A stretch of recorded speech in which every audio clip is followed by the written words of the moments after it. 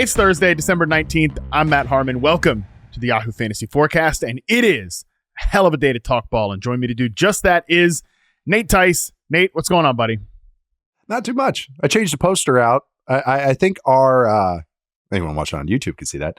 I think our discussion about my Vikings fandom, or rekindling it a little bit on Football 301 yesterday, I found an old poster of mine. You can't really see it. There we go. But it's Randy Moss, Jake Reed, and Chris Carter.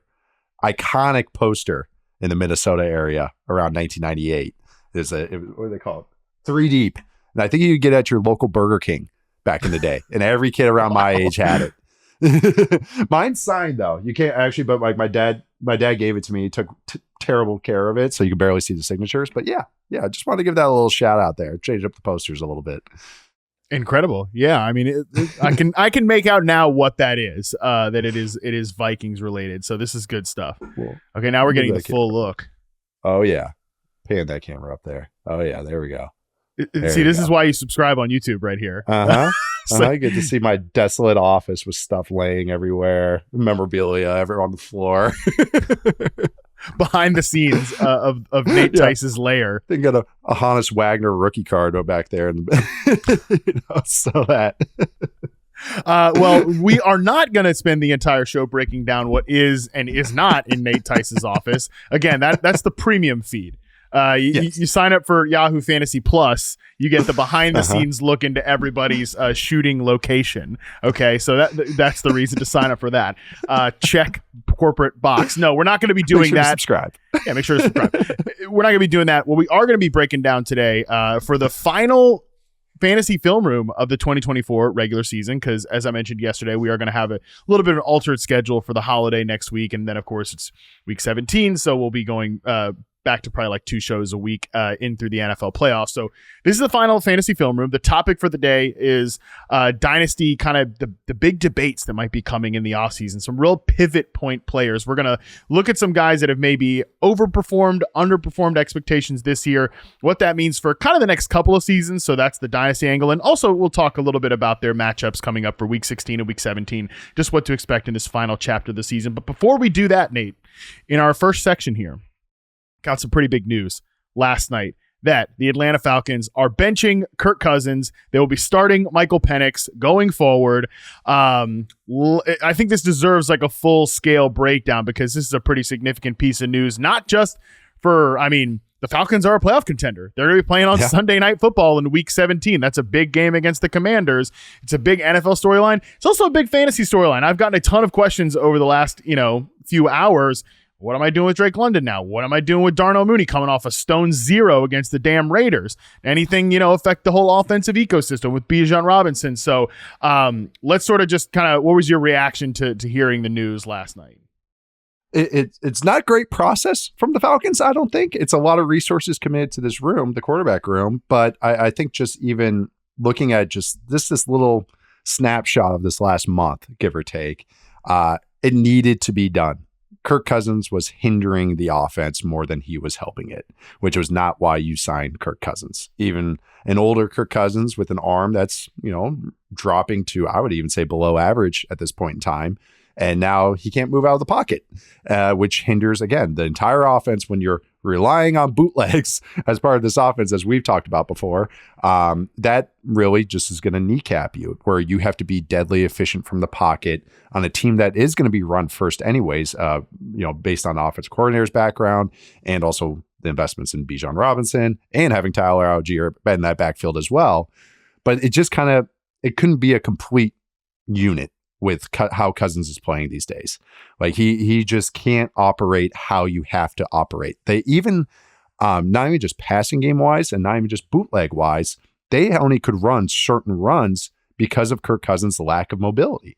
Like they had to be in pistol all the time. They had to only be even if when they were in pistol, if he had to plant off his right leg to hand off to the left, he was barely getting there, which again is going to, it sounds like a minor thing, but it really hinders stuff. It can create bad operation. It can create it makes the running back maybe possibly slow down as he's getting the handoff, or that he just doesn't get it. And then he has to hesitate that half second.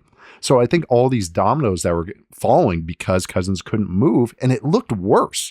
I thought it would get better as he was coming away from the Achilles, but It just wasn't. And especially as more game planning got out there, you get put more out on tape. Defenses are just going, well, we don't have to worry about this. So we can just you watch the defensive ends play the Falcons. They just crash because they don't have to worry about Cousins booting around them. So I think it was necessary at this point in time. And again, the process isn't exactly what they idealistically planned. They were planning on Cousins being a good starter for at least 2 years and then going to Penix.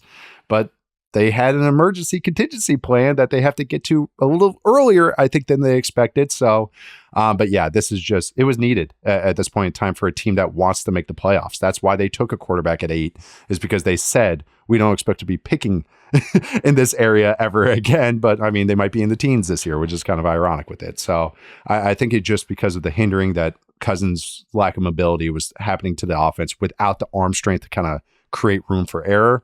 It was just too much to overcome. And I think we just all saw it on Monday night. Like that was the crystallized or dark crystallized version of what this offense is being, or at least the downsides of what this offense is right now.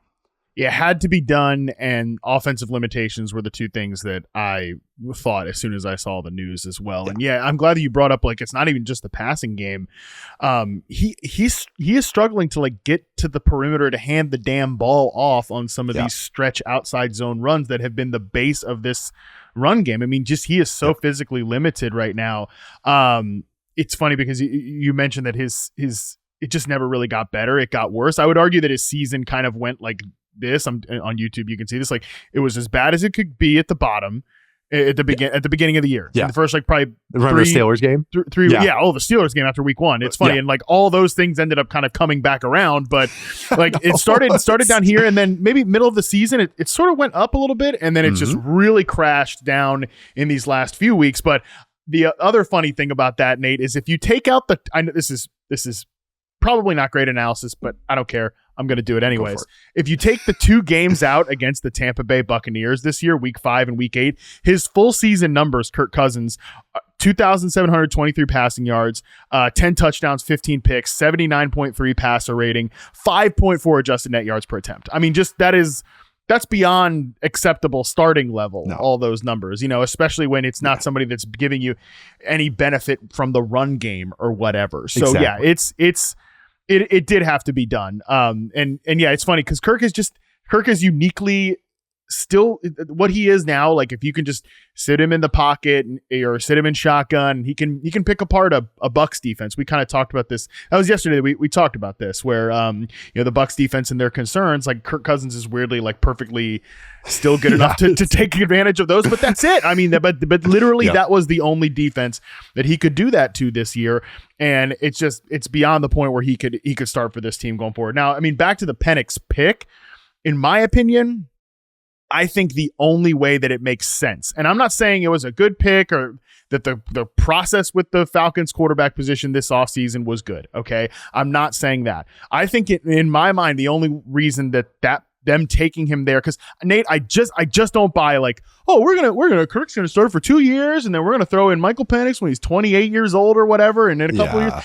I don't buy that. I don't buy that. It doesn't make sense. The only thing that makes sense to me is that even before Raheem Morris and Zach Robinson and these guys were hired, ownership said to Terry Fontenot, we'll do something at quarterback, okay? Yep. So they paid out the nose for Kirk Cousins without really knowing what they were getting, and then they got him in the building, and then they oh shoot, this is not good. And they saw the quarterback that we've seen all year long, and then they go ahead and say, we got to start planning for the future right now, because the future's about to be now, and it is here in week 16 of the season. Yeah, that was kind of my I think all of us after the Penix pick happened, we're all just like, okay, let's reset the brain. Okay, what just happened the last couple months? They got in trouble for tampering. The Falcons did for you saying, hey, yeah, Cousins was shopping for a home weeks before free agency started. Yeah. How the process is supposed to happen legally and officially is day 1. You can start negotiating. We come in, we get the medicals. Okay. And then we go from there. Maybe we have a handshake deal, get the medicals, make sure that's good. And then we put ink to paper, or we have ink to paper, have a void in there if the medical is bad, yada, yada, yada. But to me, it seems like they just went, whoa, no, we're pot committed. This guy's our guy. I feel like they were that way in November before the season even ended. Hey, we're moving on from Arthur Smith and we're getting a new quarterback. That's what the whole team just fell apart that last month. I mean, our buddy Charles McDonald's a Falcons fan, and he has been saying this during the Desmond Ridder era. He's like, I can't do this. Like, I'm not used to this, man. I had Matt Ryan for all these years, and it was Michael Vick before that. I'm not built for watching this level of quarterback play. And if you think freaking Charles McDonald's not built for it, who's really not built for it? The guy that owns the damn team. And has said that, hey, I want to win the championship before I die. So he is full steam ahead on this. And it's just funny. You just even parse the stats. Like, I mean, Ridder and Cousins have like the same success rate, drop back success rate and throwing success rate as last year, from last year to this year. The EPAs are a little different because Ridder had so many bad red zone turnovers, but it's just as far as just moving the ball, Ridder was just as efficient as Cousins was. And it's the second time in 2 weeks I brought up Ridder comparisons. But I mean, is your kid going to start crying again? Because he probably should. God, I mean, even the draft time. So like they showed the draft video after they made the Penix selection. Everybody was just in shock. And you could see Arthur Blank going up to Terry, and it looked like Arthur was very animated. And people were like, oh man, he wasn't happy with the pick. And then it came out afterwards, Terry was like, oh, actually we were looking to move back up and to take Dallas Turner. This team was like fully all in, but it's also they're trying to do two things at once. Like I appreciate, like, that's the one thing I want to say is like, before I could dog them so much, is like, I appreciate them going like, hey, it's the most important position. We want to have a plan there and contingency plans there. It's just a lot of the other aspects of this process haven't made a lot of sense. And Penix, like, even when they were like, hey, we're on the Packers plan where we're going to have Jordan, like the Jordan Love thing, that was taking a guy in the 20s, late 20s. And then also you were a team that was winning and a team that had made the playoffs. The Falcons haven't made the playoffs since 2017. Like, so it's just a lot of that stuff just didn't add up ideally. And it really feels like Terry is from that Saints line of thinking of make it up as we go. Yeah. That's kind of what it seems like they're doing. And again, this might work out. Like Penix, I think, is going to be more exciting than Cousins. He's going to give, I know we're going to get to him in a second, but this team is just how they've made everything out to be. Even not even bringing Penix, who has medical concerns himself, they didn't even bring him in for a top 30 visit. So it's just like a lot of like half measures throughout this. Hey, we're already committed to Cousins. Well, take a deep breath and make sure that's like the right move you want to make. It's an Achilles injury.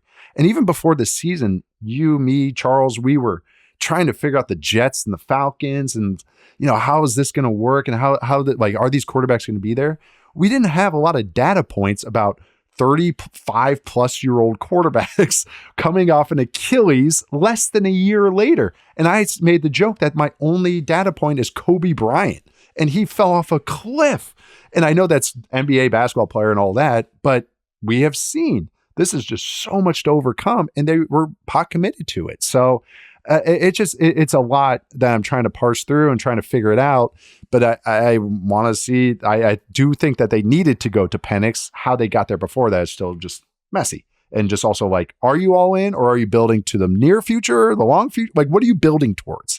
Is it this year or the future? Like that, because they're trying to do both at the same time. And usually when you do that, it's not good. It's usually leads to a lot of half measures that end up just falling out when it's all said and done. It just always felt like one move was going to be a mistake. Either the Cousins move, either the Cousins signing or the Penix draft pick was going to be a mistake. We can firmly say, I think Cousins signing was a mistake. So now the question is the Penix pick going to end up being something that works out for them? Because, and again, that doesn't make it right. That doesn't make like the process good or whatever. But if Michael Penix comes in here and he plays well, nobody's going to give about the Kirk Cousins signing. I mean, this offseason, all the big brain football bros will be like, well, look at the dead cat, buddy. Look at dead cat, buddy. Dead cat, buddy. The Denver Broncos do not care. Hey, Nate, we know the Denver Broncos fans do not care about we sure do. The Russell Wilson dead cap, because they've got their quarterback in Bo Nix, and they've put together a pretty good team that's going to go to the playoffs, most likely, unless something completely changes here over the next few weeks. They're going to go to the playoffs. Mm-hmm. Great. So again, like, what do we expect Penix to be, and can he approach something over the next few weeks? And again, we'll talk about this from a fantasy perspective specifically, but what do we think Penix looks like in this offense next 2 weeks here? I don't think they're going to end up making the playoffs, so really this is more of like a 16, 17, 18 kind of question. How does he gel with his receivers? What does he change the offense with him being under center? Just take it from there. Yeah, he's going to chuck it. Like, that's the cool thing with Penix is he's bombs away, and he's going to give Drake London a lot of chances at the ball, which I think is going to be, I think London and maybe Pitts. I don't want to get down the Pitts path too much, but I do think London, I'll put my name on London here. Sure. Is for sure going to get even more chances at the ball. Like, that's what Penix does. He's going to unpin that grenade and go, hey, go up and go get it. And London, it thrives in those situations. I freaking love Drake London. I'm just loving watching him right now. And he's playing so confident in everything. The irony is that Penix, even though he ran a good 40, he's not a big mover. Like, he doesn't scramble much. He can avoid sacks because he gets rid of the ball quickly. I wish I had more pro tape on him, but we got to remember too, the Falcons benched him in the preseason because they said we saw enough. We don't want him to get hurt, which was another woot, woot, woot alarm bell that I think a lot of us were ringing at the time, but maybe, it's tempered away over time. But I do think Penix is, he's going to take aggressive chances. He's not a great thrower over the middle, like as far as timing wise. He always takes a little extra half hitch, which always kind of threw me off on some stuff. But man, he's got good arm strength. He's got a good sense of timing in his head as far as when to get rid of the ball. He's got pretty good pocket movement as well. But I just think that there's going to be some turnovers with him. I will say that as he tries to take chances, but he's going to be aggressive. And I think there's not going to be a lot of those third down checkdowns like Cousins takes that Cousins is so known for. He's going to give his guys chances at the ball, which I think will be pretty exciting considering London and a little bit. I mean, I don't know. I think Darnell Mooney is probably pretty sad because him and Cousins had just such great chemistry together. So not so much, I don't know how the secondary receivers will operate, but we got to remember at Washington, Penix was giving everybody chances at the ball. I just think London's skill set matches with Penix perfectly as far as what he wants to do and what London likes to do well as well. I will say, I was talking with your old co-host Robert Mays yesterday on the Athletic Show about Darnell Mooney and his kind of what's surprised me about his role in the Falcons offense this year is that basically the Falcons have really taken the old, like if you go back to 2021, Darnell Mooney's route tree with the Bears, which was his best season in Chicago, it was a lot of like quick underneathy, stuff. It was a lot of like slants and flats and screens and sort of those like quick hitting routes. They basically turned that route tree and flipped it on its head where he's now running in Atlanta and they're moving him around the formation. Everybody in this offense gets chances from the slot, which has been pretty cool to see. Like when Drake London's in the slot, he gets peppered with targets, but still like Mooney's run 42.9% of his routes from the slot. Drake London's 38%. Kyle Pitts is like 39%. Ray McLeod, of course, is like 44%. So everybody gets slot chances, but Mooney runs these like big out routes, corner routes and things like that. And Cousins has thrown those well, weirdly enough. But I still feel like Penix is probably going to be a better option on those throws. Yeah, no, that's a great call, actually. No, those were Penix is best at. Like corner routes are his best throw and outbreakers as well. He wants to throw outside. And that was some of my hesitations with him was that like, all right, how are you over the middle? Because middle's when all the throwing over the middle stuff is how I kind of see timing and anticipation on some throws. He kind of has to see it. So, but he's best on kind of those. So the best routes he throws are like big overs because he can see the guy running and then he can throw it over the top. And then outbreakers too, because then he can miss outside. Even his best throw in the preseason against the Dolphins, I believe, was an outbreaker that he threw too. So yeah, no, that's a great call. I didn't even think about that with Mooney. Mooney's just been fun to watch. Like I've just been so pleasantly surprised by him. So that's a great call that his outbreakers are the best. I think I have some PTSD with Mooney when he was with the Bears. He was the reason a pick six happened because he ran the outbreaker short. Oh, well, so maybe that's why they're like, but that's classic Mooney. That is classic Mooney. That was Mooney, and that's Bears Mooney, so that's always in my head with it. So, but Mooney's a little bit more polished with this. But no, Penix is good at these throws, so that's a great point to bring up. That maybe he does have some chemistry with that. And same with London too. I mean, the reason and like there's plenty of videos people can check out about this. The reason I really like Drake London in this offense and with Kirk Cousins was the middle of the field throws. That's really where we've seen him thrive. Like you being used as that big slot receiver, moving around the formation. I mean, Drake was on this podcast earlier this year talking about those throws and those routes with Kirk Cousins, and that's been a big part of his game. But that is not the only part of Drake London's game. He's not really like a I think he is kind of like a souped up version of Michael Pittman, where like Pittman can run those like in-breakers and stuff, but like some of the frustration with Pittman this year has been on the outside, the numbers throws, the out, like the more vertical routes, and like they're using him a lot more on those than the previous offense. It's like, I just don't really know if that's necessarily his game. Drake London, on the other hand, I go back to his 2023 reception perception profile, 88% success rate on out routes, 63.2% success rate on corner routes. So again, this is there's a lot of overlap here where I think Penix can I'm sure he can still do some of the more like matriculate the offense throws. That is still the biggest question, is kind of that intermediate middle of the field portion for sure. But he can still access and elevate London and Mooney in other ways. Yeah. And even if throwing on the move isn't Penix's game, it's available at least back for this offense. So that's actually maybe, I can't believe I'm doing this, maybe actually where you do see some Pitts underneath stuff because it's more bootlegs and more of those kind of quick, easy button kind of throws. So maybe that's another aspect that he unlocks, even though that's not the true strength of his game, but that it literally wasn't available. Yeah. Now they have that little piece of part of their menu back. And even if it's not something that you always want to order, at least they can order from it if they want, like getting a salad from McDonald's or something like that. If you want to. Want to, it's there. I mean, the way I've looked at this and some of the hesitation I had about, maybe a few weeks ago when people were like, let's just see Penix already. I'm like, the thing is, Kirk is still has this from a just pure fantasy production standpoint, like has these guys at sort of like a baseline level. Well, we saw last week against the Raiders, like that floor is gone now, I think, at this point, because he just continued to decline physically as the games went on. So like I think we are definitely introducing some more volatility to the Mooney stuff, to Drake London, but like there was already plenty of volatility. Darnell Mooney literally put you up a 0 last week in fantasy. Drake London, he had the double move touchdown, but like from an expected points perspective, like 4.5 expected fantasy points just with the role that he had. Luckily, he made a great play. So if you played him, that's great. But still, I think that introducing the volatility is fine. I actually think there is a easy pathway for this to be good for these players. And just bottom line, they're playing the Giants in week 16. Also a big point. Yes. Also a big point here. So that's huge. I'm pretty confidently playing. And Rashad Bateman definitely made some big plays on those downfield routes against this Giants team. So some of these routes we're highlighting for London, for Mooney. Yep. I think these are, I think London is a locked in starter. If you've got him in fantasy, you're playing him this week. I've got him on a playoff team, and they're like, no question. I was probably going to play him anyways. What the hell are you going to do there? But like, I'm feeling a little bit better about it, even though I still understand there's some volatility here. Mooney, I think, will probably rank in somewhere like the wide receiver 2 range, maybe a little bit more boom bust even than Drake London. But I think we're laying out a path where this can be good for these two guys. Yeah, volatility is the right word, but I think this offense needed it. The run game's good. Like the run game is efficient and every week, and doesn't matter who's back there. I think Algier is like literally the most efficient running back in the league right now, and then Bijan's Bijan, who's amazing. But like they needed. It's the same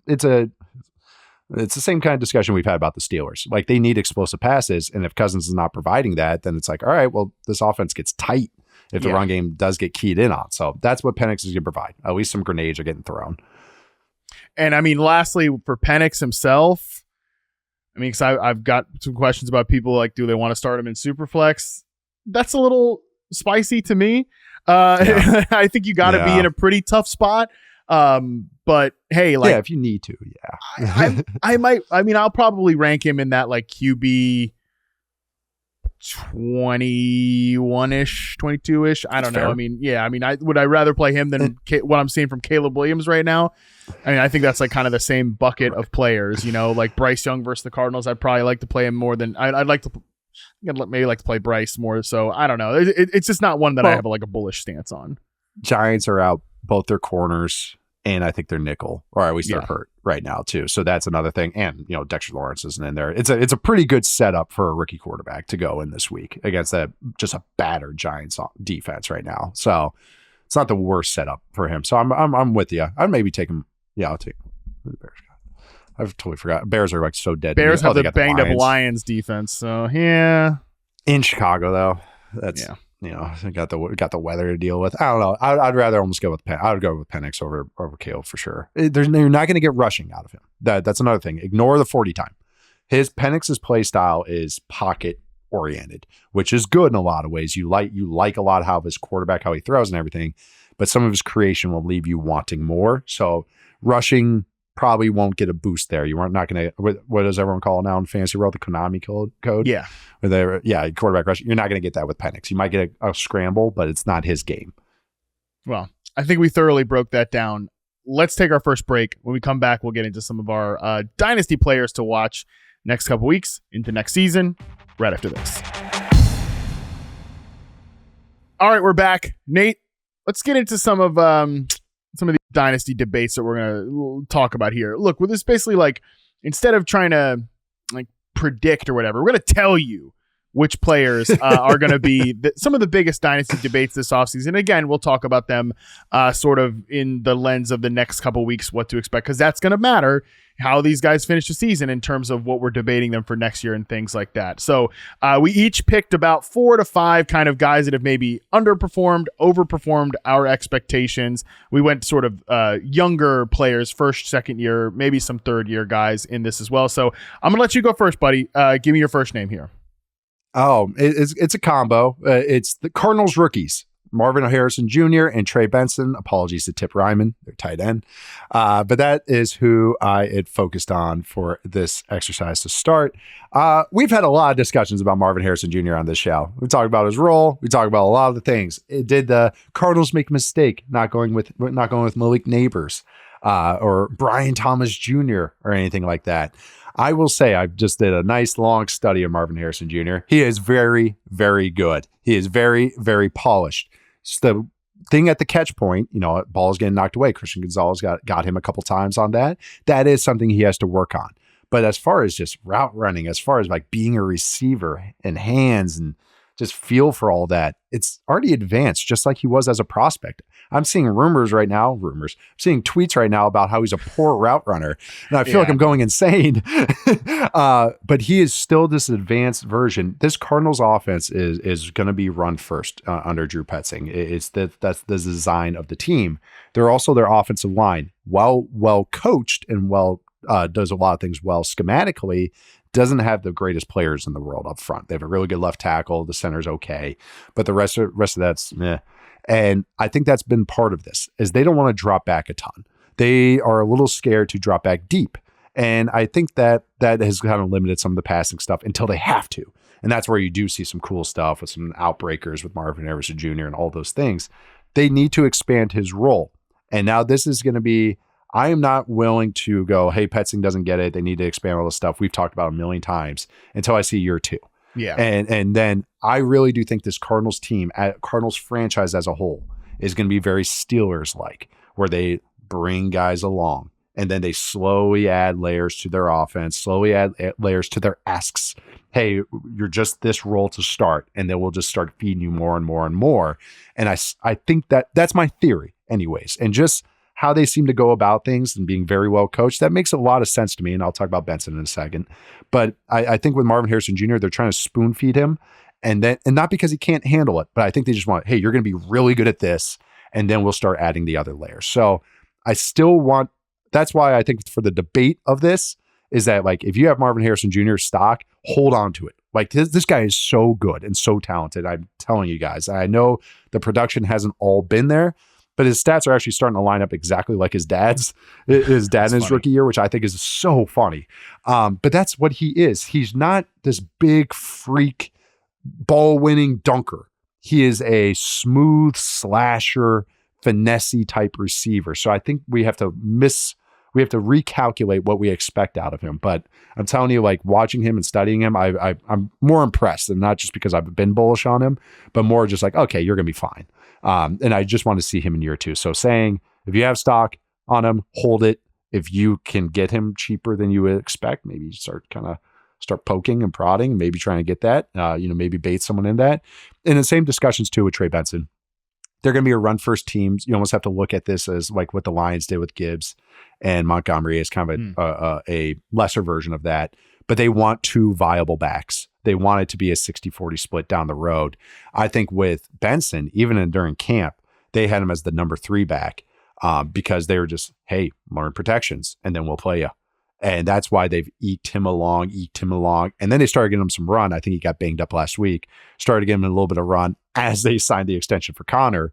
But that's because this is what I think that the Benson's role is going to just grow next year. And then maybe year 3 just overcomes it, or maybe midway through next year it becomes more of a 50-50 split.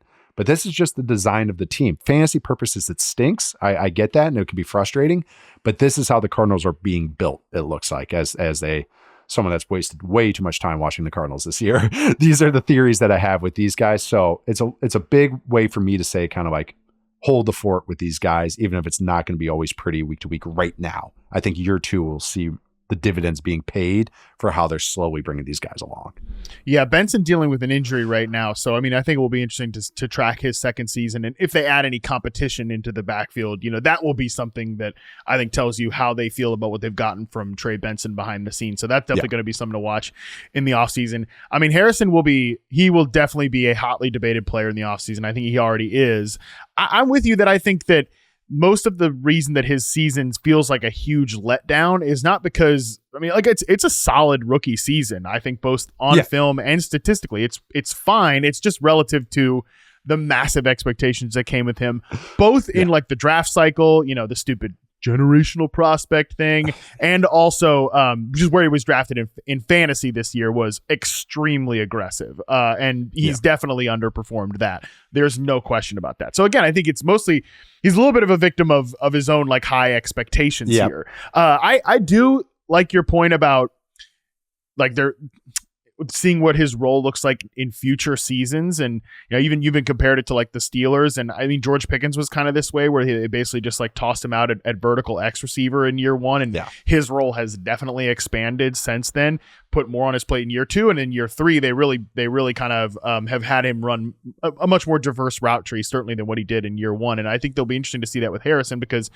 my read on the situation, from talking to people and things like that, is just like they wanted to see like, they thought they could throw him out there day 1 and he could hack it at X receiver. And I think he's not completely failed there, but the issues have been like at the catch point and things like that. And this is a very traditional offense that the one thing that I've been disappointed by really with the receiver usage is actually that I think Michael Wilson's a guy who probably could have played some X receiver for them and allowed them to move Harrison around. So hopefully we see more of that in his second season, because I definitely think like, from a dynasty perspective, he's going to end up getting dropped behind guys like certainly Malik Neighbors, Brian Thomas Jr., maybe even Ladd McConkey. That will be a big debate for people too. And I mean, I think all 3 of those guys have had better rookie seasons than him, but it's 1 year, like we'll see what happens in his second season. And even, a stat I really like is success rate per route. Which is just, a successful reception, per route. Not so it could be a 5-yard gain on first down or something like that.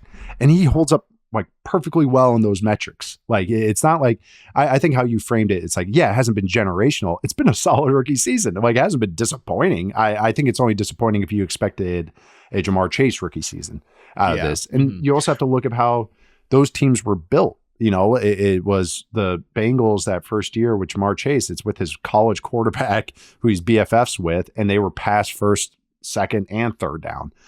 While this team is going, no, we're pound. And I agree with you being that kind of traditional offense and putting Harrison Jr. at X. I think some of that, they should just watch a Colts film with how they use Marvin Harrison Sr. It was just that you don't have to just run digs and vertical routes there. Like you can run like speed outs. You can run like, double moves off of there. And they've started to add some comebacks and outbreakers, but it's like, all right, can we add a few more layers? But can we get him to run a slant? That'd be nice. Like just a slant would be great, wouldn't it? My one question here with you though is like just the Kyler Murray of it all. Do you feel he's never going to be a Burrow type player, and but is Kyler even going to be the type of quarterback to like a Kirk Cousins, right? Where Justin Jefferson's historic rookie season, or like a Matthew Stafford. Like I don't know that he's ever going to get into that tier, and like I would imagine this franchise is pretty committed to Kyler for the long term. Yeah, they are, and they definitely are. And Jonathan Gannon has done a lot to like kind of try to build confidence in Murray. I think Murray basically feels like a year 2 player all over again to me. Like they were kind of like asking him to do a lot of hard things, and I could tell it just doesn't click for him naturally. This guy's been in a shotgun his whole life running around, and now they're asking him to play from the pocket and make smart decisions. And I do think he is, but there are times where it's just, you want him to let some throws loose. And there's times when every time they want to double move something, I think I'm also with Kyler. I now know kind of what tier he is as a quarterback. Mm-hmm. Like, I'm like, okay, you're in that kind of QB 9 to 14 range to me. Like that's kind of where he's good, but he has limitations to some of his, how he wants to throw and how he wants to operate. And I think they're trying to work that out. Like, this is what a lot with play callers and the quarterbacks is they work out what their strengths and weaknesses are, the good ones anyways. So there are some limitations with Kyler. And I will say that, some of these fade balls that Marvin Harrison Jr. are getting pretty frustrating when they only succeed on about 1 out of 10 of them, not even 50-50 at this point. Enough already. And I get why they do it, and they're not like the worst answers, but it's also like, oh, there's better answers than this. Like, and I think they'll find them. I really do. I trust this staff, but I did want to see a little bit more after their bye week, and it's kind of just been more of the same, which has been a little interesting. But that success rate per route stat, Marvin Harrison Jr. has the same route, same stat as Jalen Waddle. Like he's better than Amari Cooper, DK Metcalf. Like he's kind of middle of the pack right now. He's 45th out of 107 qualifying receivers. So it's like those numbers is a little better than his yards per route, but it's just to show like how they're hunting first downs and explosive plays with it. But I want some more nickel and dime. And I appreciate what they're trying to do, but get more out of your best players. And I think Marvin Harrison Jr. is one of their best players. And then Benson too. Benson's very explosive. I do want to say that. He's getting better. He's getting better feel. Explosive. I just don't want to give him a mention before we move on. No, for sure. And last two games for Arizona, Panthers this week, Rams in week 17. There's some secondary matchups that we'll see if Harrison can take advantage of. And I think at this point, you kind of know what you expect from Harrison the rest of the season from like a fantasy perspective. In Dynasty, I mean, I still think he's like a top 10 Dynasty receiver. And probably would I just prefer Brian Thomas Jr. straight up right now just because like I've seen it and like he's got Trevor Lawrence like coming back next year, probably, but still, I'm not going to go too crazy. And I think I actually like your take about him maybe being a nice buy low if the person got really frustrated with him in the offseason. My first one I'm going to throw to is Jordan Addison, because we touched on him actually a little bit yesterday on Football 301, Nate, where, I mean, this guy's really taken me by surprise in like the last month. At the beginning of the year, he wasn't really. This is classic receiver production, right? It's always little pockets of it. I mean, I keep referencing the Jerry Jeudy thing, who's one of the 5 receivers over 1,000 yards this year, and he was 44th in receiving yards in weeks 1 to 8. Like this is how receiver production goes, especially when you're paired with an aggressive quarterback who will let it rip. Jameis is definitely that guy. Sam Darnold is absolutely a better, at least certainly in this offense, a better version of that player, but it's definitely snuck up on me, the Jordan Addison production of late. And I would kind of, again, I said this to you yesterday, I've always been a little bit, not low on him, but just kind of like, I think lukewarm was the phrase you used yesterday. Yeah. That's sort of how I've felt about Addison, but he's been so productive in the last month. And I think really part of the reason that this offense has gone to, I think, an even greater level than where we started at the beginning of the season, Hawkinson being healthy and Addison sort of emerging as a one-on-one answer against zone coverage. What do we expect the ceiling of a player like this to be? Because I definitely think for people in their fantasy football playoffs, like I want you to start Jordan Addison against the Seahawks, against the Packers in week 16, week 17, especially the Packers who are pretty zone heavy. Seahawks have issues out at the outside corner, but I'm more so interested in like, what is the future and what is the ceiling of a player like this? It's going to look like this, where this little stretch, I mean, obviously these are the highest of the highs. He's always going to get constant production because every defense that plays the Vikings is going to worry about number 18.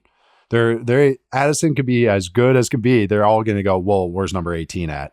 And where's Justin Jefferson at? Okay, we got to roll over the top. You have to pick your poison as a defense. So I think the opportunities are going to always be there unless they play some crazy defense that only the Vikings actually do. So unless they have inter squad scrimmages for the Super Bowl, like they don't have to worry about it, which is like 0-double, where they double team the top 2 guys. The Chiefs do this as well. Guess what? Chiefs are in the AFC. So unless you play the Chiefs or unless they play themselves, Addison's going to get touches. Like it just is. This is the design of the offense. Like so many safeties are skewed over the top of Jefferson that Addison's always going to get opportunity. Is it always going to be the 140 yards, 2 touchdown type stuff? No, but he's going to get 5 to 6 targets a game because it's just the math of what this offense gets every single week. Like he's always going to be a beneficiary of this. It really reminds me too of old Vikings pairing of Moss and Nate Burleson. Nate was a great zone beater in the same way. And then they had a tight end at that time, Jermaine Wiggins, who like they were just able to attack underneath because everyone was scared of Moss. So like Addison, this is year 2 of him, and he's a very polished player. Like he's such a kind of a mind as a player. him and Devontae Smith. Hear you. Because they're real receivers, but they're tiny. So it's just he won the freaking Blitnikoff, and it's like if you ever watch that Pitt tape with Addison, it's so much fun. I mean, he got Kenny Pickett drafted in the first round. They would literally run trips formations into the boundary just to give Addison isolated looks all by himself, just all to the field because he could run a full route tree. And so him and Jefferson have similar skill sets. So he's a true Z. He's not just a burner. So they know that as well. Even though he's gotten some deeper stuff, it was off double moves where they love this little, it's great coaching. It's great schematic stuff. They love running double moves to one side with Addison. Like he'll run like a stop and go because they know the safety's kicked all the way over to Jefferson's side. So the quarterback, Darnold, will look Jefferson, make sure, the safety's over there. And Addison's got all the time in the world because he knows he's the second read, and they know that the safety's over there. And so that's why it just keeps happening, like, because defenses are going to give it to him. So it's a long-winded way to say that, like, he's going to always have steady production as long as he's healthy. The big thing for him is health because he's tinier. It's just going to be a physics thing. But man, I've been very impressed. Like he's winning one-on-ones. There's not a lot of teams that have a number 2 corner that can keep up with him. A team has to have a very specific game plan to maybe go, all right, we'll have our number 2 corner and double team Jefferson, and then we'll put our number 1 corner on Addison. Not a lot of teams do that. So again, the natural answers are always going to be there. Okay, usually they're going to get a lot of cover 2, cover 6. You brought up the zone stats. Addison's going to eat that up. So to me, it's like there's always going to be that steady production with some real spike weeks, depending on like if they hit on a couple of these like they did recently, like against the Falcons.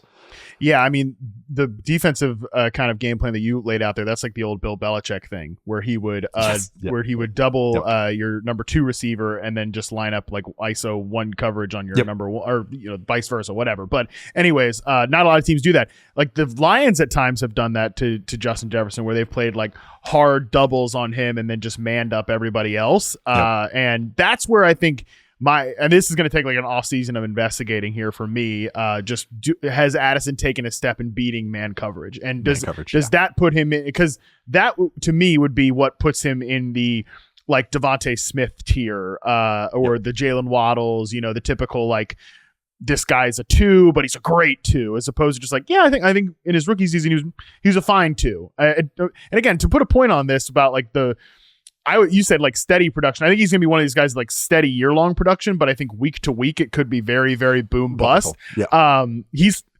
Since week 12, Nate, he's 4th in the NFL in receiving yards. Would you like to guess where he was in weeks 1 to 11? 40th. 78th. Trust me, behind I knew Josh it wasn't Palmer, Jake Ferguson, Demarcus Robinson, Christian Kirk, Ray McLeod. Like these are the guys that had more receiving yards than Jordan Addison in the first. And I know he did miss. I think he has a couple injuries and things like that. But still, like I mean, even just if you look at the per game numbers, he has 1, 2, 3, 4, 5 games under 50 yards in that stretch of time. So it wasn't as if he was being elevated early on in the year. And it's also worth remembering from a dynasty perspective, he's going to have a new quarterback next year. JJ McCarthy most likely is going to be starting for this team. That's another new variable. So really, I do think rest of the season, definitely I'm starting him. I'm kind of buying into this recent surge in production. The next few years, I think that's going to take I definitely think in terms of how I view him in Dynasty, like the second I finish kind of charting him, I'll be like, oh, I'm either going to keep him in this like kind of boom busty range, or maybe he launches up into my 3rd tier of receivers. Yeah, that 3rd tier of receivers kind of sounds right. Like, I mean, is this post their bye week? I'm just trying to do the math here. Yeah, so like the last like month, basically once they start in November, is kind of like how the production is, I feel like, is going to look. So it's been like, Yeah. So it's been like against the Colts, 5 targets for 42 yards. Okay. Next week, 5 targets for 25 yards, 8 targets for 61 yards, like, but with a touchdown too. He's also going to get touchdown chances more than because everybody's keyed in on Justin Jefferson, and Kevin O'Connell is really good at the red zone designs. That's another thing that I think is more interesting about Addison as well, and creates those spike weeks as well. Even if he doesn't have a bunch of the catches and stuff, he'll get touchdown opportunities in the red zone. And you brought up yesterday, and it was like, literally I watched it later and I was like, oh, there's another one. The outbreakers, they're adding more of those routes. It feels like into his kind of repertoire. And that's been really kind of cool to see because Darnold's been letting those rip. Yeah. And I think McCarthy will let those rip too if he was in there. And bring him, tie us down. Marvin Harrison Jr., 45th in success rate per route. Addison, 42nd. Kind of the same tier. So, it's a breakout year for one guy. It's a disappointing year for another guy. That's how it goes. Perception. That's what all that's about what expectations. All about there. Yeah, exactly. Exactly right. Okay. Give me another one from your list. Oh, another one from my list. I feel like I can just caricature myself. We're going to go with, caricature. We're going to go full caricature. Jalen Polk. Just a very, very disappointing player for me. This one could be quick. Jeez, yeah. Still want to do a little more studying on this, but I've watched a decent amount because I really, really enjoy watching Drake May. So that whole success rate per route, Jalen Polk is 105th out of 107. I think he's lowest in yards per route run, 0.36. I believe that's lowest. First downs per route, yep, he's near the bottom. Explosive route, yep, near the bottom. I think he's bottom 5 in basically every metric that I look at. I mean, 0.3 yards per route run is ridiculous. Dude, it's terrible. And we've had theories on this, and I think some of them are pretty true here about as far as the role isn't great for him, as far as how they're trying to use him. If I have to see Kayshon Boutte run one more vertical route, I'm going to drive to Foxborough myself and just go, what are you guys doing? Why do you keep running this slow, fat receiver that doesn't run routes 50 yards down the field? He's chubby. And Drake May gives him chances and it annoys the hell out of me. It's like, no, this guy doesn't even finish his routes. What are we doing here? And then Jalen Polk, who him and May seem like BFF in the camp, and they seemed like in preseason, they seemed early in the season, early May starts, he was giving them chances. They're giving them designed routes, like giving them chances near the red zone where they're like, hey, we're going to get you this touchdown here. Remember the game in Europe where he slips? It's been just confidence with him. This is, and we have talked about this, but I just want to reiterate, is that this is not the player he was in college. He was an he was talented, but uber confident, uber competitive player that any 50-50 ball he wanted to win and dunk on a guy and take the ball away. He was grinding guys as a blocker. I've seen him pancake a linebacker in college because he was going after him so hard. I don't see any of that. I see him hesitating before he blocks a guy. And that to me tells me that he's going, is this the guy I'm supposed to block? So to me, that's a mental thing. And the draw, he hit a great catch against the 49ers that gets overturned. He has a touchdown in the back of the end zone against it's early in the year, foot half inch out of bounds. Or no, you got the one toe tap in and then they ruled it out of bounds upon a review. Every time he was about to maybe break through and get some confidence, something kind of just takes him away, takes away that he can build upon that. They've been moving in guys in and out of the lineup at receiver. I think it's a mess receiving coaching wise there. Again, why are you giving Boutte so many touches there? But it's just, I'm not all the way out because it's just for receivers, especially it's, receivers classically and just prospects classically. It's not till year 3. That's what you want to say. I need to see a little bit more before I'm going like, oh yeah, don't worry. This is just a weird rookie season and all that. This is concerning. Obviously the underlying stats are very concerning for me. There's going to be debate on it. I would still, I have too much Jalen Polk stock, but if you maybe can buy him super low, I'm fine for it. Cause I don't think it's a terrible dart throw. I never thought he would be a high end 1 or a 1 in offense. I always thought he would be a good number 2 in an offense, like a high end safe number 2. Kind of like we were talking about with Addison. Maybe not to that extent, but just safe zone beater that can do a lot of the dirty work stuff. So this is terrible. Don't get me wrong, anybody listening to this. But it's just the tape has not shown. It just shows a player not playing with any confidence or any trust in what he's doing on a play-to-play basis, which is not what he was in college. So yeah, a nice rookie wall. I haven't seen one of these in a while, and he hit that rookie wall hard. Oh man, yeah. One of the most disappointing things this year for me has been Jalen Polk, because people hated that pick, and I was like, no, this is actually pretty good. And it's been really, really bad. So definitely looks like I've got that one wrong. But I agree with you that it's the lack of confidence, I think, in what he's being asked to do, and then just steeps into lack of confidence in his hands, his blocking, the things he did really well as a college player. Super unfortunate. I'm with you that I'm not going to say I have I usually say I have the candle lit for like Rashad Bateman. Okay, that's different. I'm not saying I have a candle lit for Jalen Polk, but I'll like maybe keep like a page earmarked in the book for Jalen Polk. I'm willing to go back to it if there's more evidence of it. I mean, since week 11, he has 1 catch for 7 yards. So it's just there's not a lot there. There's not a lot to go on there right now. I do think maybe a new offensive coordinator could be on the table for the New England Patriots. We'll see about that. There's like people trying to lip read the Crafts up in their box saying like the play calling stinks. I don't know. We'll see. But my worry with that also can be, I come back to like the Jonathan Mingo example for Jalen Polk, although I think that I like Polk better as a prospect than Mingo.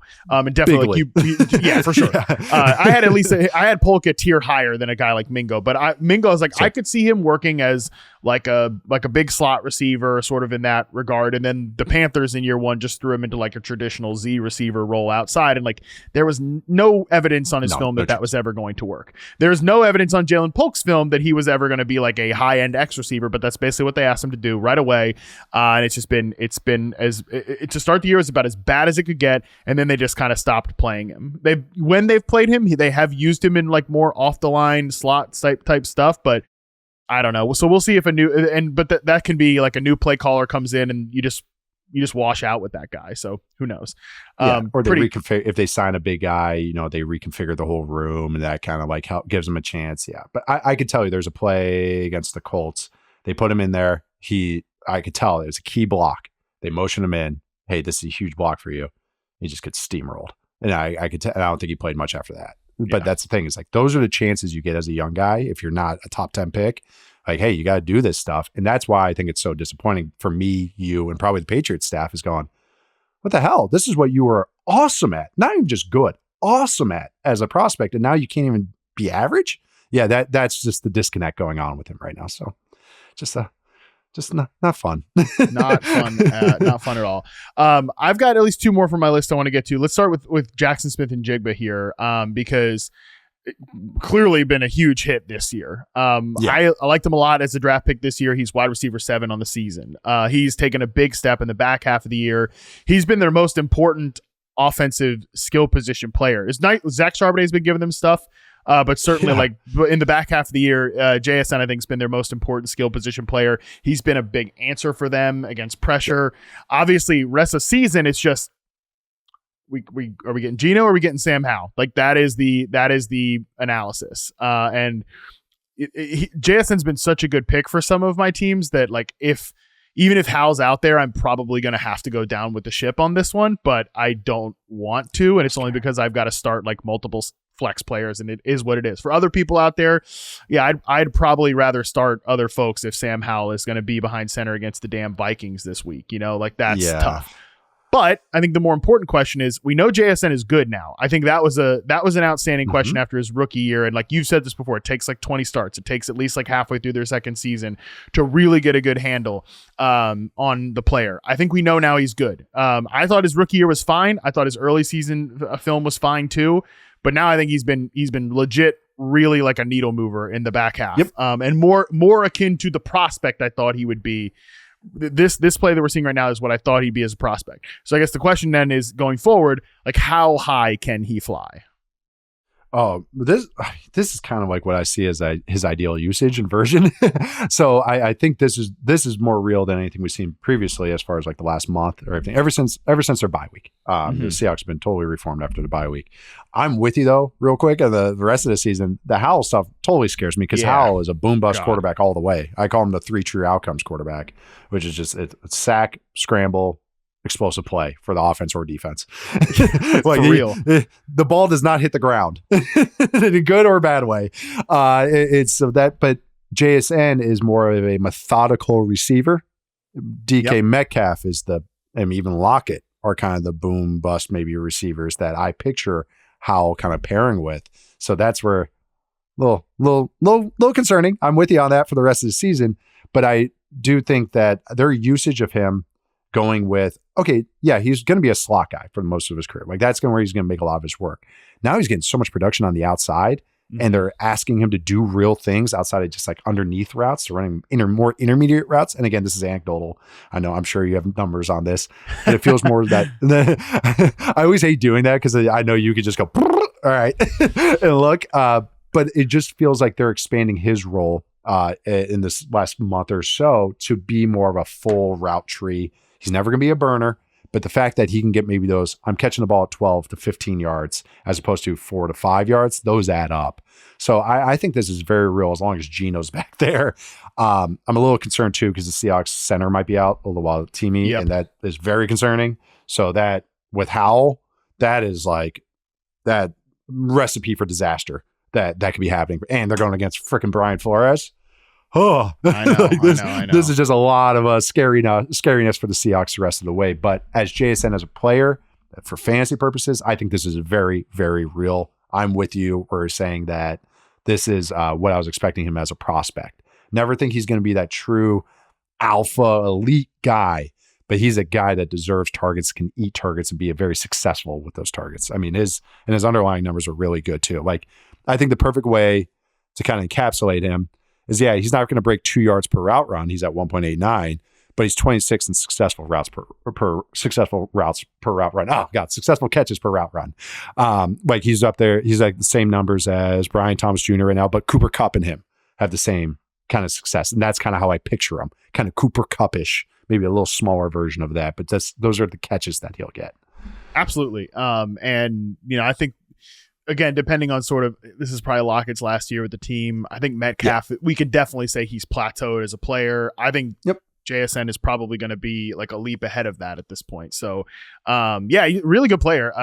He's definitely one that when I update my dynasty ranks next, I'm going to have like a pretty difficult time, I think, keeping him out of like my top 15 dynasty players, just because he's been that good this in terms of wide receivers, just that good this year. Like he's definitely passed up this second year has definitely put him kind of back on track into what you would probably have wanted from him if he was a top 5 rookie pick last year in you for all that. So definitely a guy that's on the rise here, but I think we'll be a little bit debated. Let's do one more from your list, and then I'm going to close out with a vanity pick from mine before we get out of here.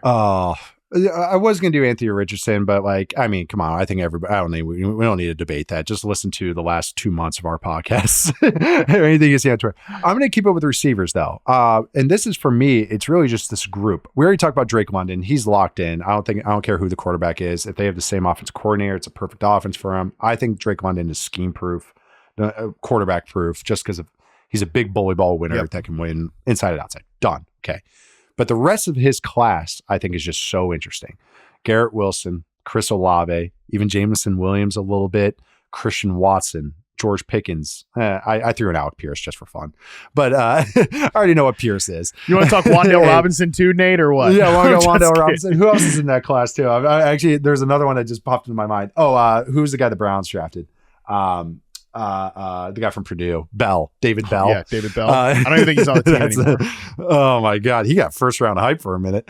So London, lock, set, forget.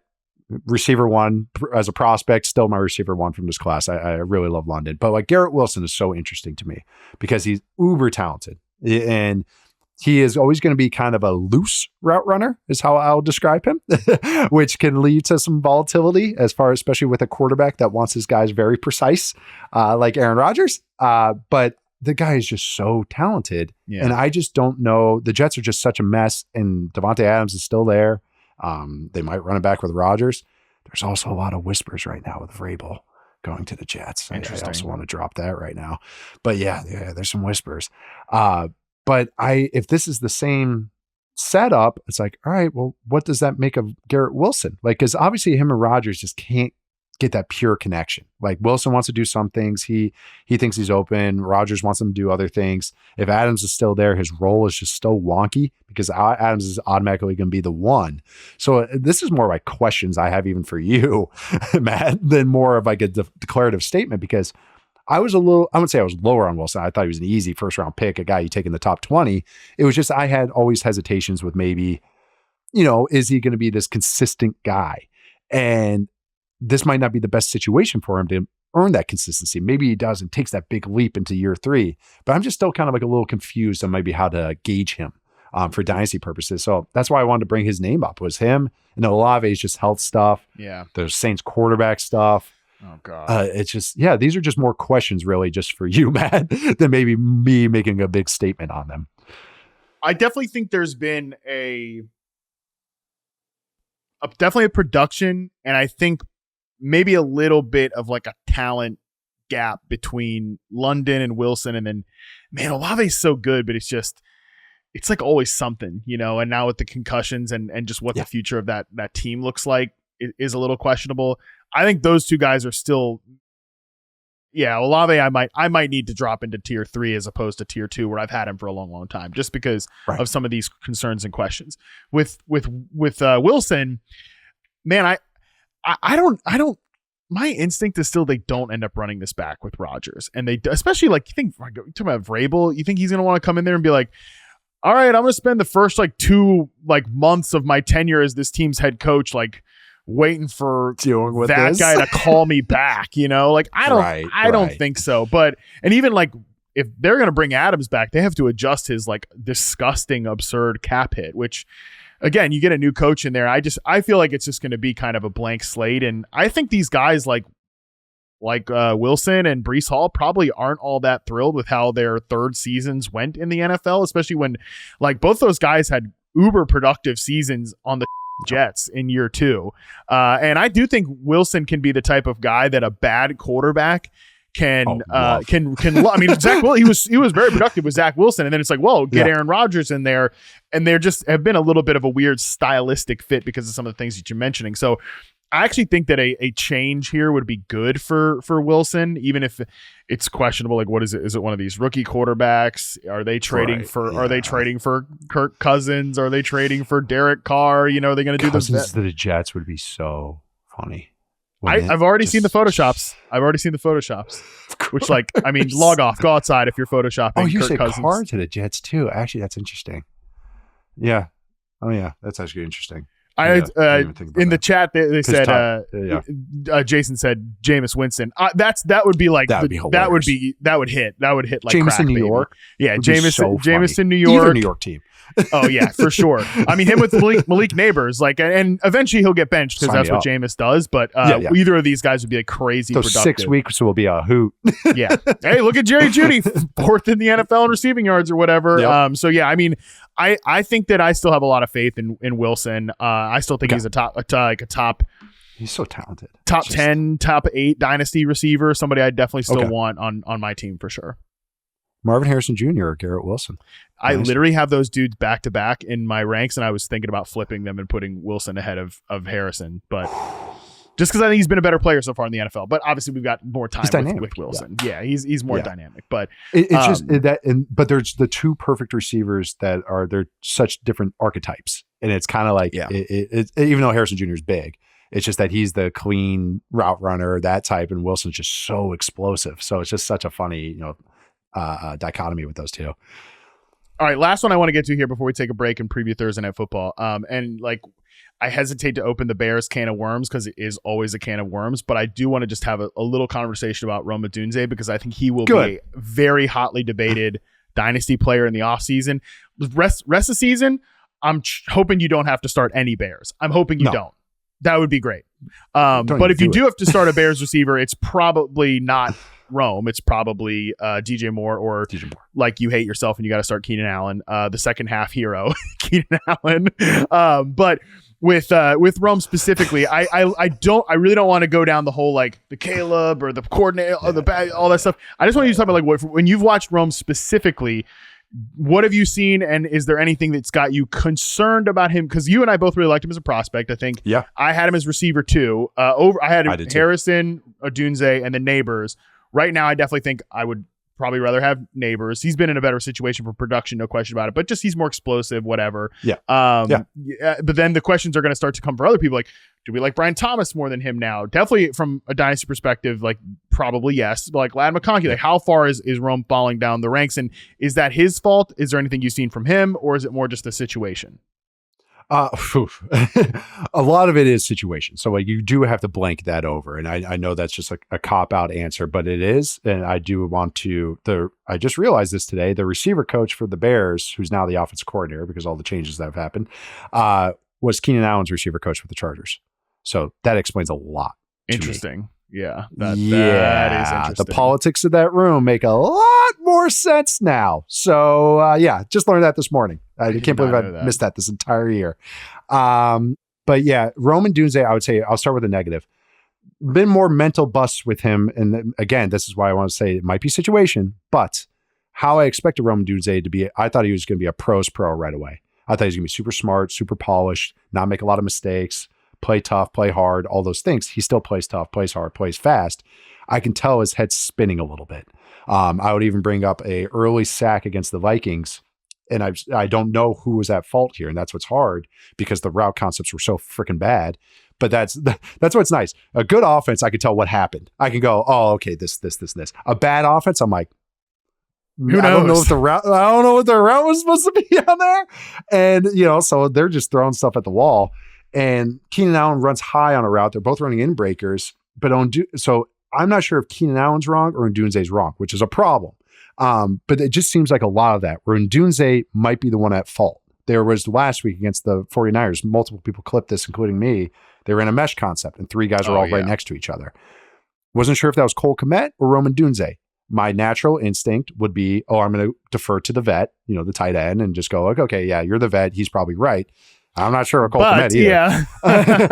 Yeah. So again, the issue with all this, but I do think there's been some mental block with him or mental rookie wallness with him, especially again, they were idealistically to me, and I've talked to you about this, I compared him to Chris Godwin. I thought maybe seeing him more of a power slot early on, they've kind of used him in different ways. It's gotten better. I think they've used him a little more in the slot. I think I glanced at it yesterday. In recent weeks, which I think that's what his idealistic view is, or version of him is going to be, a kind of a 50-50 player in the slot and outside. Keenan Allen kind of hinders that. Yeah, right. But he's still talented at the ball, at the catch point. He's still a good route runner. Like he has such a good body control for a big body. He's still strong too, and all those things. And I still think he is a good route runner. Okay, he has good feel. I just think there's been some mental stuff with him, and maybe these Washington receivers, him and Jalen Polk. Like, what the hell is going on? Maybe it was Penix all along. maybe I have to apologize to Penix and say that he actually helped out the receivers. We'll see. But I do think there's been a little bit of that. I think there's some of the I hate to use this word, but the politics of the receiver room maybe have hindered a lot of this and not getting his idealistic version his first year. But the talent's still there. I mean, we gushed about that touchdown against the 49ers.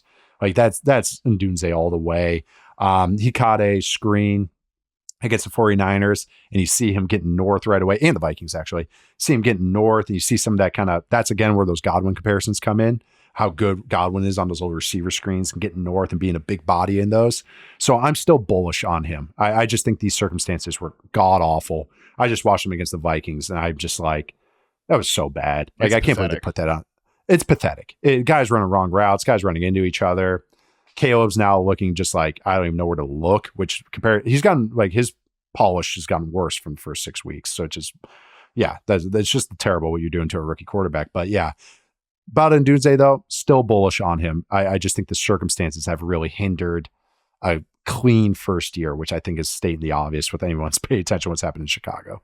Yeah, I mean, as much as I liked Rome Odunze, like from a fantasy perspective, I had him ranked like right with or right behind like Brian Thomas Jr., and like that was, to me, that was obvious that he was going to have it. Thomas was going to have at least as good, if not a better rookie year than Odunze. And I definitely like, whereas Odunze stuck with these two guys that, like you said, the politics of the room and DJ Moore. And that's so interesting about the interim offensive coordinator and the receiver coach is Keenan Allen's old coach. That is really interesting. But like these two guys, like the deck has been less stacked for Thomas as we've gone along the way because Kirk's on IR, Davis on IR, Ingram's on IR now. So there's no question that like Thomas is more explosive of a guy than Rome Odunze. But we knew, again, that's not new information. That is something that was known about these two guys. I think it's a fascinating thing I hear you talk about him as a Godwin type, because one thing I've been irritated with is that like to me, I think in an ideal world, let's say Keenan Allen's not on the team next year. He probably won't be. He's on last year of his contract, and they're going to blow things up. I'd imagine. Yeah, it'd be really stunning. Other than the fact that like he has been the first read on so many concepts, but it's weird. Anyways, let's live in a hypothetical. Let's live in a hypothetical world where he's not back there. To me, like I would think that, okay, Rome is kind of the X receiver, and then DJ Moore is our little move around guy, get yards after catch stuff with him and things like that. So that's like the opposite of sort of maybe the usage that you're kind of comparing him as like a Godwin 50-50 type. So I'm interested to see where that usage ends up being. And I think that'll end up kind of telling us, is he because I compared him to like an Allen Robinson type X receiver, but Robinson was a guy that I think he moved into the slot like too late. He moved into a power slot role. But like too late into his career. So like maybe at some point we could see Odunze kind of doing some of those type of things, but he definitely is a type of receiver that's going to need a lot of volume to thrive, because he's not the most he's not the like a Neighbors or Thomas and something like that. And there was just no way he was ever going to get that volume this year. And if you look at like the uncatchable targets and stuff, he's gotten the worst and lowest quality volume of the three receivers.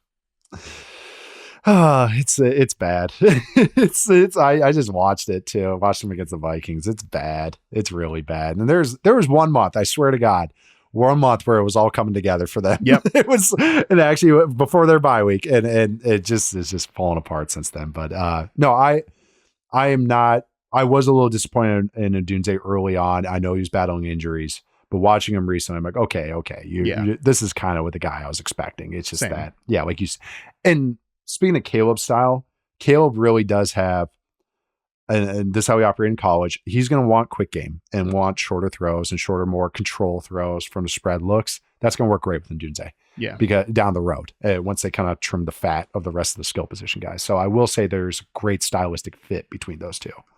Yeah, definitely someone I'm still holding out hope for, and I will probably still keep in my second tier of Dynasty receivers. All right, let's take our final break here. When we come back, we'll preview Thursday Night Football right after this. All right, we're back. Thursday night preview. Big game here. Broncos at Chargers. Chargers are 2.5-point home favorites. 42-point over-under here, Nate Tice. These are 42 points. I could see this game being like 17-10 with the way these two offenses play. Two defenses that have been. I know the Chargers just got taken to task by Baker Mayfield, but they've been a good defense on balance this season. The Denver Broncos, obviously one of the best defenses in the NFL. You've talked a lot about that. So, how do we see this game playing? Let's start with when the Broncos have the ball. How do we see this game playing out? Oh, they're going to try and make it tough on Knicks. Like they're going to do a lot of squeezing in coverage, probably some funky looks. I'm really excited to actually watch this pass rush against this pass protection. As far as the Broncos are really good in pass pro, as far as passing things off, Chargers do more twist games, stunts than anybody else. So that's a really fun kind of stylistic fit there or stylistic matchup there. I will say that the Chargers, because they are so keyed in on game planning and so keyed on matching routes and everything, susceptible to quarterback runs and Bo Nix when he's quick to run it when he thinks it's muddy. So look for that. So my first one, putting my first pin out there, over 20.5 rushing yards for Bo Nix. Higher number than I was hoping for. I was hoping maybe that 15.5, 14.5 something, but they're privy to Nix's rushing ability. But I still am going to take it because I do. The Chargers are 24th in scramble EPA allowed. And I think Nix is going to have some opportunities there on passing downs when he's like, all right, first read's gone. Boom, I'm going to tuck it and run it. I think there'll be some good chances for him there. So I think really that it's, God, you have to just be so disciplined against this Chargers team. They don't really have the horses. And that's what's funny is the Broncos offense is kind of the same way. They don't have all the horses. The offensive line's pretty good, but they're disciplined. They do a lot of good things. So it's I think it's going to be really fun as far as soundness on this side of the ball. But that's the first angle I see is Knicks running the ball a little bit against this Chargers defense. Yeah, I had really tough time thinking about like the angles for this game because I mean Cortland Sutton obviously it was a pretty messy game for him just in terms of drops in week 15 but he's been so good on balance this year, and he still came away with a touchdown. Like Devon Vele, again, still sub 70% of the routes, 0 catches on 1 target. Like it's just, I have a tough time with the receiver core. Obviously, I think Vele is interesting, and Sutton's had a great season this year. That you typically think of the Sutton stuff. You know, this team plays a lot of 2 high safeties with the Chargers. They play a lot of zone coverage. I do think Nick's throwing to Sutton over the middle of the field, like that was maybe an angle I wanted to explore. It's like the over under is I think 63.5 in terms of Cortland Sutton receiving yards. I feel like Sutton has to have a big game for the Broncos to kind of hang in this one. Yeah, no, he does. Yeah, Vele's stat. Okay, well, Vele 2.5 receptions is interesting. Yeah, that is interesting. He had 0 last week, but 0. I know. But again, you got to look at, you know, how the Colts want to run stuff, so much single high, and that's going to take some stuff over the middle. You know, it's going to be more outside attacking oriented. I know there's a couple throws over the middle and everything. So maybe with the Chargers being more 6 and quarters and soft zone looks, maybe that's opens up stuff for the middle. So actually the Vele angle is not terrible, or looking over the middle stuff. So yeah, better odds on 30.5 receiving yards for him than receptions, which is minus 55, minus 155. Vele too. Underlying stats pretty dang good. A higher success rate per out than Jaden Reed, Jerry Jeudy, Mooney, Jordan Addison, Harrison Jr., Waddle, Christian Watson, Michael Pittman, Amari Cooper, DK Metcalf. You know, pretty. Oh no, he is interesting. Just the fact that he's turning 27 this month, and you know all that is he is a bizarre profile for sure. But he really is. I do like him. I think he's interesting, and yeah, I mean, team high 2.21 yards per route run against zone coverage for Devon Vele. So maybe we do the over 30.5. Vele just better odds. Yeah, and 30.5 receiving yards. Let's do it. Vele. Let's do it. The Vele show. I'm all for that. Yeah, I like that one. Yeah, Marvin Mims. I don't know. It's all boom bust with Mims. Yeah, so that's too hard. Unless he had a rushing yard. But no, that one's a little tough. And then running the ball, the Broncos are a 3-headed monster, depending on how Sean Payton wakes up that day, like who he wants to give the rock to. So like, it's hard for me to go with Williams or any of the or Estime or McKinley or anything like McLaughlin's that. hurt too. So I mean, that's a tough one too. Maybe it narrows down the backfield, but in fantasy, you should not be starting a Denver Broncos running back. If your team has made it this far, you can't possibly have been relying on a Denver Broncos running back. So it's too hard. I do think from a pass game standpoint, like this is a pretty interesting matchup for Knicks. It's pretty I think Sutton's a good start in this one. And yeah, the Vele stuff is pretty interesting in terms of him working against the Chargers zone coverage. What about when the Chargers have the ball here, Nate? This is a really interesting one to consider. Patrick Surtain banged up coming into this game. I don't know if we know at this point whether he's going to play in this contest or not, but he did have an injury late in the game. And even still, like Ladd McConkey typically is a slot receiver. That's the biggest pass catcher of concern here for the Chargers. You would think he'd avoid Surtain for the most part anyways. Yeah. Surtain full participant practice. So it looks like he is playing. No, and then Riley Moss did not participate Monday and was limited on Tuesday. Not that's really like hindered this Broncos defense at all. I would be a little bearish on Ladd because they're going to have Surtain match and follow him around the formation. You think even in like the slot and stuff like that? Yeah, they'll do it against guys against certain guys. Like a couple of weeks ago was lining up in the slot again. So now I'm blanking on who the team was, but no, they'll do it. It just depends. And it's also a man zone tell, and you'll see smarter offenses figure that out and kind of like move a guy and then see where Surtain goes and everything. But they'll do it if they think that guy's a threat. More on passing downs, like third down and second and long and everything.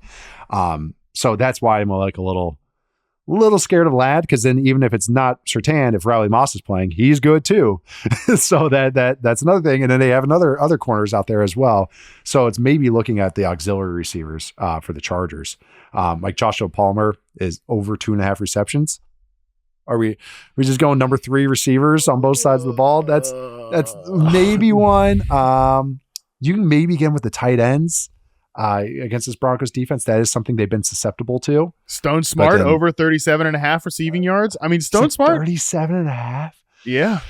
Oh, I thought it was going to be a little lower. But that's also like how you attack this Broncos team is you try to attack the slot, which could be Ladd, but then they might move Surtain in the slot. So it depends on the Broncos game plan for this week. And that's why I think it's going to be hard to kind of like really hang my hat on any of them.